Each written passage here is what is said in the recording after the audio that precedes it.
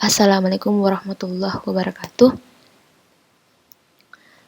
Ya, terima kasih atas kesempatan yang telah diberikan kepada Bapak. Nah, kali ini saya akan menjelaskan paper yang saya temukan, yaitu tentang penerapan discrete Gaussian transport DCT terhadap kompresi citra digital, yang dimana paper ini ditemukan atau di upload pada tahun 2021. Sebelum saya melanjutkan penjelasan paper ini, saya akan memperkenalkan diri, yang dimana saya atas nama Hilda 3B TMJ. Selanjutnya terdapat daftar isi, yang dimana daftar isi ini terdapat 8 poin yang nantinya saya jelaskan. Yang pertama itu pendahuluan, yang kedua tujuan dan manfaat, yang ketiga metode yang digunakan, yang keempat hasil penelitian, yang kelima pembahasan hasil penelitian, yang keenam kesimpulan hasil penelitian, yang ketujuh kekurangan paper, yang kedelapan saran untuk peningkatan hasil penelitian. Nah, pendahuluan terdapat latar belakang.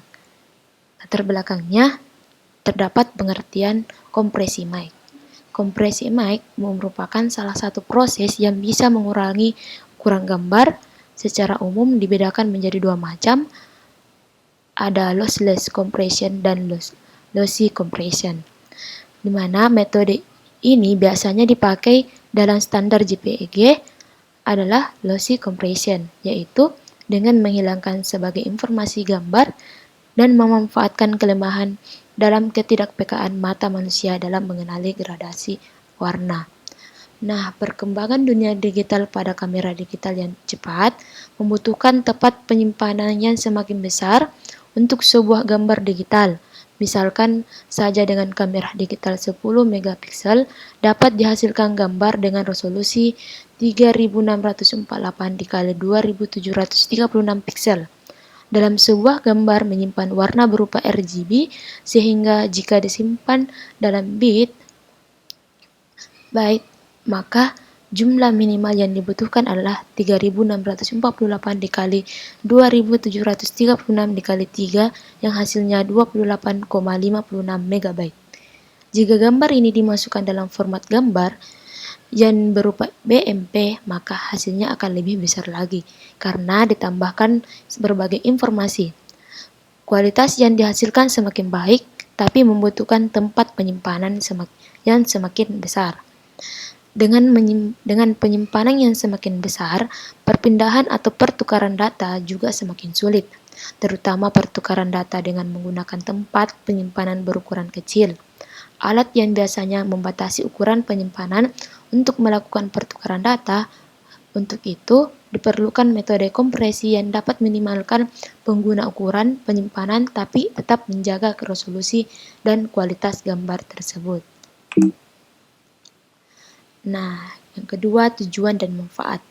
Tujuannya itu untuk mengurangi ukuran penyimpanan gambar atau minimalisasi jumlah bit yang mempresentasikan suatu gambar sehingga ukuran data gambar menjadi lebih kecil. Nah, manfaatnya mampu minimalisasi jumlah bit yang mempresentasikan jumlah gambar sehingga ukuran data gambar menjadi lebih kecil. Nah, metode yang digunakan pada paper ini yaitu DCT, di mana DCT ini merupakan teknik transformasi yang paling banyak digunakan yang dapat melakukan dekorelasi dari input signal dalam data independen. DCT mengubah array data intensitas menjadi array data frekuensi untuk mengetahui beberapa cepat persebaran intensitas. JPEG menggunakan DCT untuk mengolah tiap 8x8 piksel data. Untuk gambar dengan banyak komponen warna YUF misalnya, maka DCT diterapkan pada 8x8 piksel untuk setiap komponen. Cara kerja transformasi domain frekuensi DCT yaitu pertama, DCT membagi gambar menjadi blok-blok yang besar, setiap bloknya N kali n pixel sehingga tidak ada variasi warna yang cukup berarti dalam ukuran seperti ini. Kemudian pada format RGB red, green, blue yang dimiliki oleh gambar pada umumnya dikonversi menjadi YCBCR. Setelah itu, masing-masing nilai YCBCR tersebut dikurangi. Hal ini dilakukan karena transformasi ke domain frekuensi DCT yang didesain untuk bekerja pada pixel dengan interval tersebut. Kemudian dilakukan perubahan terhadap blok 8x8 pixel tersebut menjadi domain frekuensi menggunakan DCT type kedua untuk 2 dimensi sehingga memperoleh representasi warna dari YCBCR dalam bentuk domain frekuensi. Jika DCT diterapkan blok 8x8, maka dengan N sama dengan 8 kali dan Y bernilai 0 sampai 7, hasil dari proses konversi ke YCBCR akan digunakan sebagai inputan proses DCT, di mana blok 8x8 pixel ini akan diubah menjadi fungsi matriks cosinus. Kemudian diterapkan proses kuantitas, yaitu proses membersihkan koefisien DCT yang tidak penting untuk pembentukan gambar baru. Hal ini yang menyebabkan JPEG bersifat lossy terakhir diinverskan agar bisa terbaca sebagai citra. Nah, ini adalah flowchart metode DCT. Yang dimana yang pertama itu mulai, kemudian yang kedua kita menginput gambar, memilih gambar, yang dimana formatnya terdapat JPG dan PNG. Jika melewati format kedua tersebut, maka tidak teruji. Kemudian selanjutnya itu mendefinisikan blok 8x8. Selanjutnya mentransformasi DCT, selanjutnya menerapkan koefisien DCT, selanjutnya transformasi inverse, terus rekonstruksi gambar, selanjutnya gambar terkompresi, dan selesai. Yang dimana tahap kompresi ini merupakan proses untuk minimalisasi jumlah bit yang mempresentasikan suatu gambar sehingga ukuran data gambar menjadi lebih kecil untuk mempersiapkan pemrosesan matrik yang mewakili gambar dipecah menjadi kotak 8x8 dan melewati proses pengkodean dalam potongan. Nah, ini adalah hasil penelitian saya. Ini adalah hasil yang sudah saya uji di MATLAB. Terdapat format JPG dan PNG.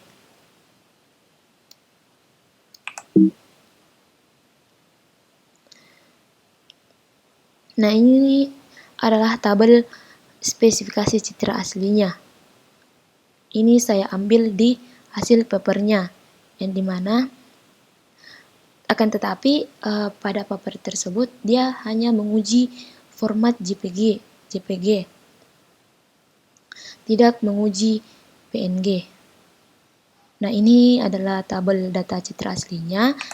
Selanjutnya itu data citra hasil kompresinya. Nah, jika kita lihat di sini, pada gambar pertama itu ada 337,506. Nah, setelah dikompresi akan mengurang, yaitu 119,868 KB. Kemudian ini adalah hasil presentasi ukuran asli dengan hasil kompresi. Dan setelah saya lihat dari paper tersebut, hitungan dari presentasi ini dihitung secara manual. Nah, kita bisa lihat rata-ratanya yaitu 74%. Ini rata-rata hasil penelitian, di mana kompresi citra ini menggunakan metode DCT dengan data masukan berformat JPG dan PNG yang bertipe true color. Keluaran hasil kompresi ini disimpan ke format citra aslinya, dan gambarnya dapat diatur tingkat kejelasan yang diinginkan. Semakin besar nilai koefisiennya, maka kualitas gambar semakin baik. Dan hasil dari presentasinya bahkan ada yang memperoleh hingga 96% dan rata-rata kompresinya secara keseluruhan 74%. Selanjutnya terdapat kekurangan paper, yaitu pertama, pembahasan dari metode DCT yang digunakan sulit dipahami. Mengapa saya mengatakan seperti ini? Karena terdapat beberapa banyak rumus sehingga dan penjelasannya juga kurang sehingga saya sulit untuk memahaminya. Yang kedua itu kurangnya data percobaan.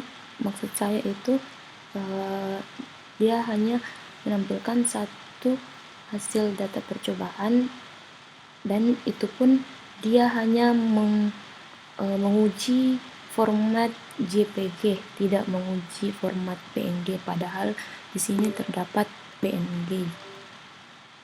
Selanjutnya ketiga itu pengujian image-nya hanya JPG yang seperti saya tadi katakan. Selanjutnya saran untuk peningkatan hasil penelitian. Yang pertama itu dapat membandingkan atau menggabungkan dengan metode lain dalam mengompresi data.